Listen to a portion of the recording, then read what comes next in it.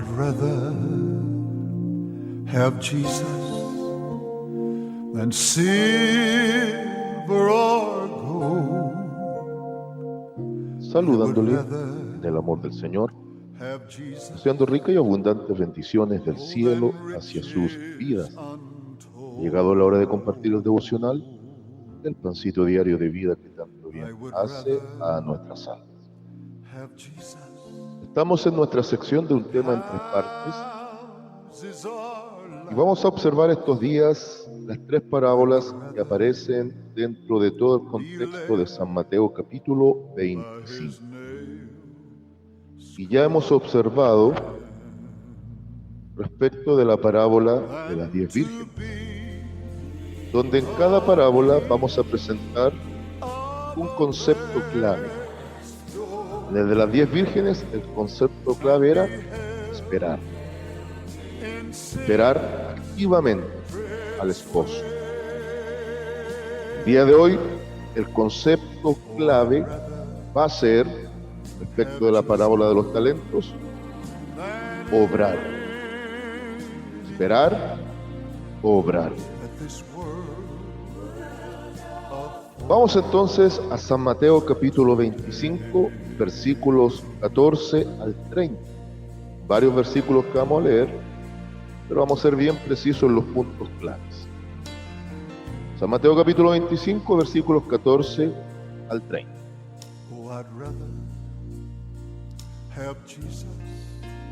Y vamos a meditar bajo el título: Trabaja lo que Dios te dio. Trabaja lo que Dios te dio.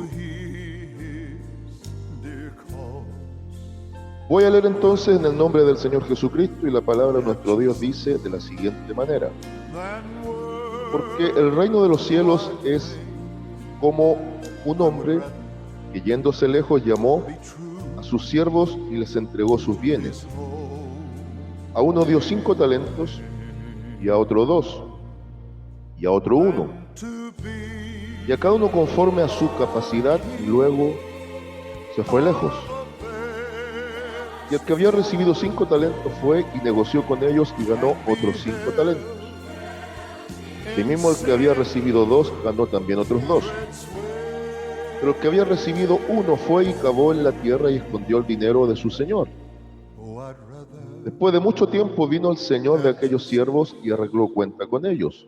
Y llegando el que había recibido 5 talentos, trajo otros 5 talentos, diciendo: Señor, 5 talentos me entregaste, aquí tienes, he ganado otros 5 talentos sobre ellos. Y su señor le dijo: Bien, buen siervo y fiel, sobre poco has sido fiel, sobre mucho te pondré, entra en el gozo de tu señor.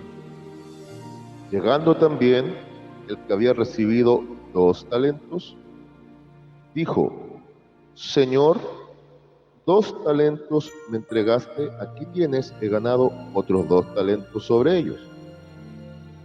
Su señor le dijo: Bien, buen siervo y fiel, sobre poco has sido fiel, sobre mucho te pondré, entra en el gozo de tu señor. Pero llegando también el que había recibido 1 talento, dijo: Señor, te conocía que eres hombre duro, que ciegas donde no sembraste y recoges donde no esparciste. Por lo cual tuve miedo y fui y escondí tu talento en la tierra. Y tienes lo que es tuyo. Respondiendo su señor le dijo: Siervo malo y negligente, ¿sabías que ciego donde no sembré y que recojo donde no esparcí?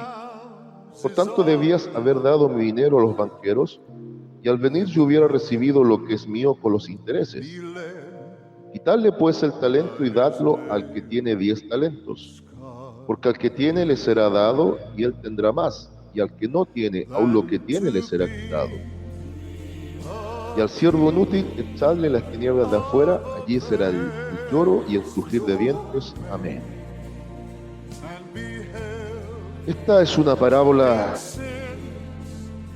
fuerte, profunda y bastante inquietante. La imagen del esposo en la parábola de las 10 vírgenes se transforma ahora en la imagen del Señor, el dueño, del amo. Y esto del título de trabaja lo que se te ha dado, se te ha dado, no es que tú ahora seas el dueño y hagas como quieras con lo que se te ha confiado. Yuhu.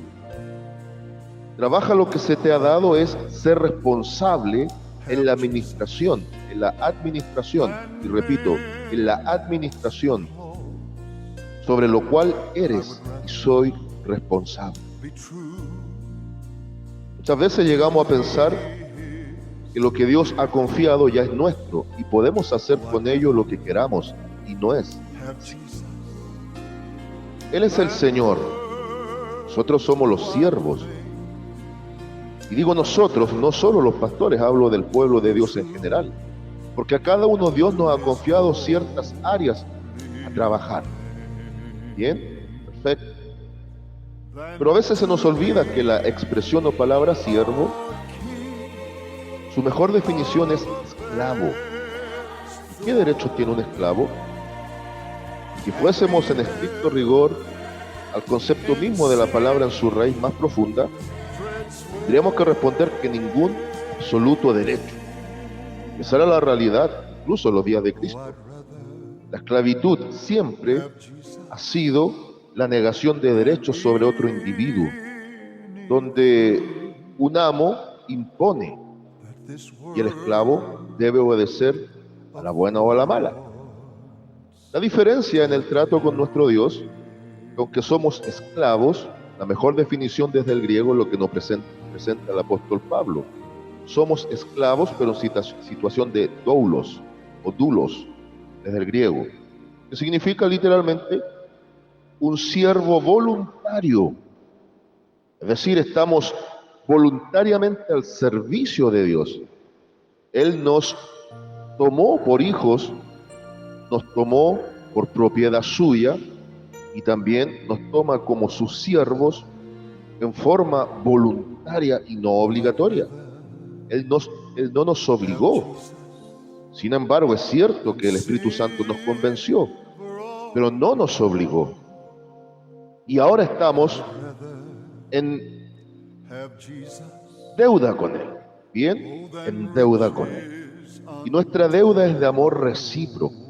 Ahora voluntariamente vamos cediendo nuestros derechos en pos de los deberes. Y debemos entender que en esta ilustración tan dramática, en esta parábola tan tremenda, la idea de los talentos es la idea de un dinero, una gran cantidad de dinero que este señor entregó a tres tipos de individuos. Pero lo llamativo es lo que leemos en el versículo 15, que dice que repartió a cada uno según su capacidad y después se fue. Pero lo que entregó había que trabajarlo, había que multiplicarlo.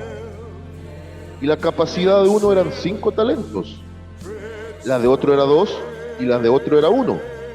Si usted observa, al que se le dio 5 lo multiplicó por 2.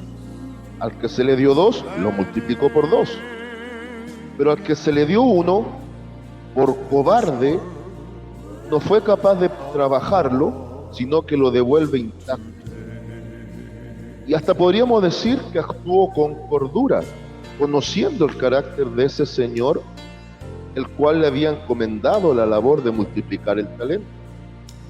Hasta humanamente, diríamos, actuó con cordura.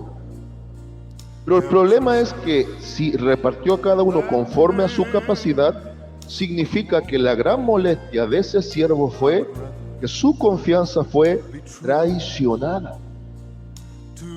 Y lo más triste, al finalizar prácticamente todo el pasaje, es que aquel que no trabajó el dinero de ese señor para multiplicarlo, aún lo que tenía se le quita, y se le añade a aquel que multiplicó primero.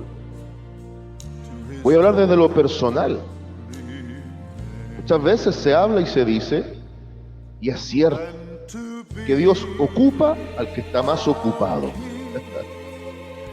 Yo sé que hay gente que está experimentando lo que también me pasa a mí. Cada tanto decimos, ¿hay una posibilidad de vacaciones, Señor? ¿Hay una posibilidad de menos actividades en la obra? Y pareciera que cada vez que pensamos eso o lo articulamos como una frase, una palabra, a veces entre broma y otras veces un poco en serio, conversando con nuestro Dios, da la impresión de que la labor a cumplir se multiplica. Y llegó un tiempo en mi vida, por eso también estoy llevando adelante esta meditación de hoy, de pensar que no será que muchas veces la multiplicación de actividades en nuestra vida espiritual y dentro de la obra se debe a que hay negligentes que ya están siendo desechados de parte de Dios y los talentos de esos Dios los está depositando en nosotros porque ha visto que somos personas confiables. Ajá.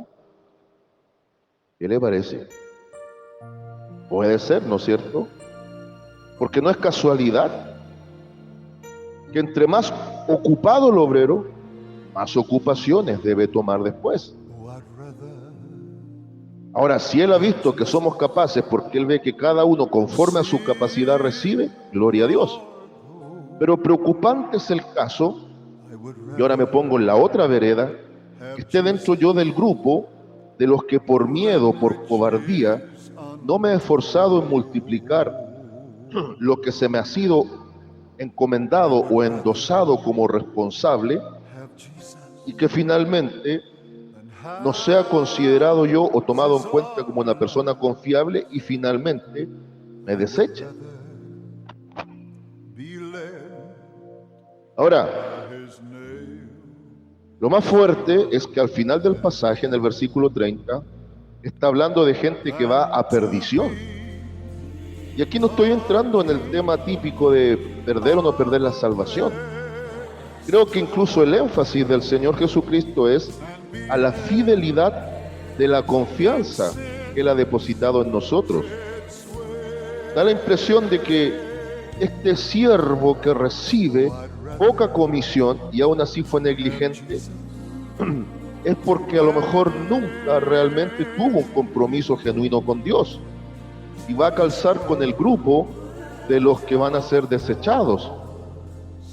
Es bien llamativo toda esta secuencia de parábolas, porque la idea de las vírgenes también sensatas e insensatas, o prudentes e insensatas, da a entender la totalidad de los creyentes, en donde Dios ve dos grupos: gente activa, gente que trabaja, gente que se preocupa y se dispone, y gente que no tiene esa buena disposición.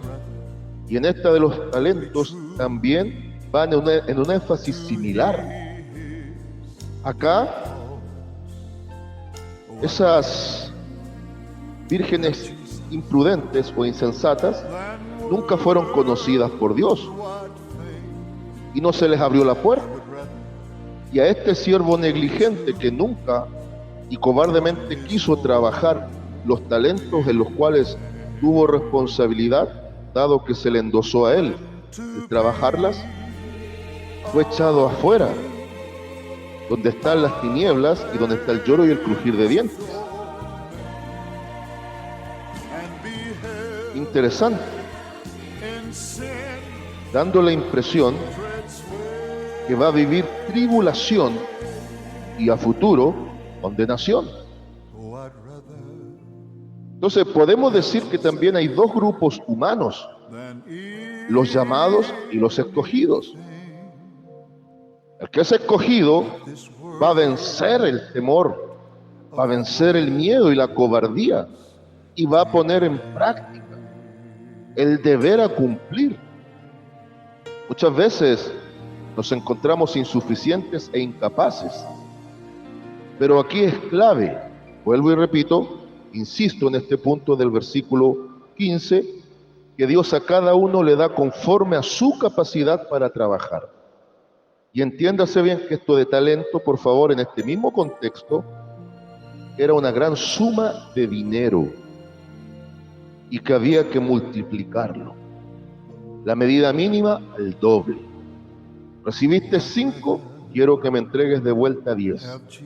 Recibiste 2, quiero que de vuelta me des 4. Mira qué interesante. Recibiste 2, quiero mis 4 de vuelta. El problema que el que recibió uno, la exigencia era que multiplicara por 2. Te di uno, quiero 2 de vuelta. Y el hombre dijo, no, recibí uno y te lo entrego intacto. Entonces cabría una pregunta, ¿qué es mejor? ¿Intentarlo con miedos, con temor al fracaso? ¿Intentarlo aún sabiendo toda nuestra debilidad humana? ¿Intentarlo aún sintiéndonos muchas veces incapaces? ¿O no intentarlo de frentón? Yo aplico un dicho. Si el Señor me dice que me tire un piquero a la piscina, yo no lo dudo, me tiro un piquero a la piscina. Alguien una vez me dijo, ¿y qué pasa si no tiene agua? Bueno, Cristo le pondrá el agua a la piscina, ese no es problema mío. ¿Y qué pasa si Cristo no le pone agua a la piscina? Me dijo otro, me mataré. Pero si me mato, mi confianza es que Cristo me va a resucitar y punto. Lo preocupante es que al final prácticamente del libro del Apocalipsis, cuando habla de los que quedarán excluidos de la santa ciudad, la Nueva Jerusalén, que es la imagen misma del cielo, uno de los que encabeza el listado son los cobardes y después los incrédulos. Y no está hablando de esos cobardes del mundo, está hablando de esos cobardes que estuvieron dentro del grupo de los llamados, pero que nunca alcanzaron a ser parte de los escogidos, porque nunca tuvieron una buena disposición a la fidelidad a Dios, ni la disposición a obrar conforme lo que se les ha dado como responsabilidad. Que Dios nos bendiga. Conclusión entonces. Hay varios puntos destacables de esta parábola. Número 1, el sentido de responsabilidad. Número 2, el sentido de confiabilidad. Debemos ser responsables en lo que se nos ha confiado. Y el número 3, el sentido de multiplicación. Es decir, enfrente sus temores, como yo enfrento los míos, y vamos adelante obrando conforme lo que Dios ha puesto que trabajemos. Saludos, de paz, amor y bendición desde Longaví a cada uno de ustedes.